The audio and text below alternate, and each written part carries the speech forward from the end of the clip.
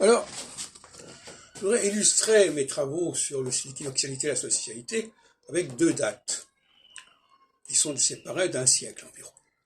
1848, 1945. 44-45.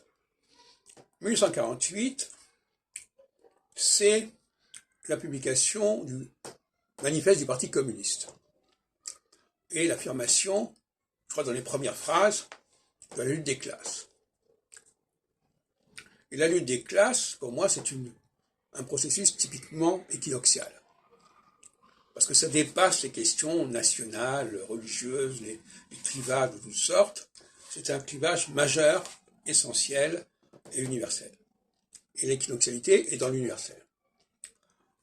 A contrario, en 1945, je crois, est voté en France, est acceptée l'idée que les femmes peuvent voter et donc peuvent être élues. Et là, nous sommes en phase solsticiale.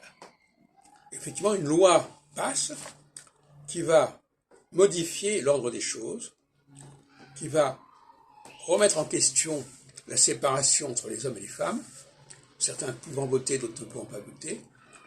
Et donc ça, c'est typiquement solsticial, c'est une façon de nier les clivages fondamentaux en utilisant la loi, en utilisant le droit. Donc nous avons là, à un siècle de distance, deux événements radicalement opposés, mais qui sont très parlants.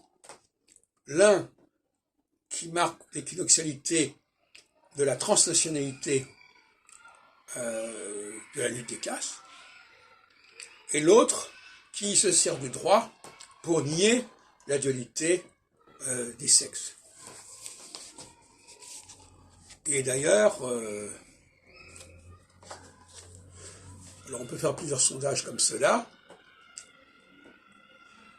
Je résume, n'est-ce pas? L'équinoxialité, c'est dépasser les clivages de frontières, les clivages de religion, les clivages de langue. Et la solsticialité, c'est au contraire refouler les clivages fondamentaux de la lutte des classes, des sexes, etc., au moyen de la loi, au moyen du droit.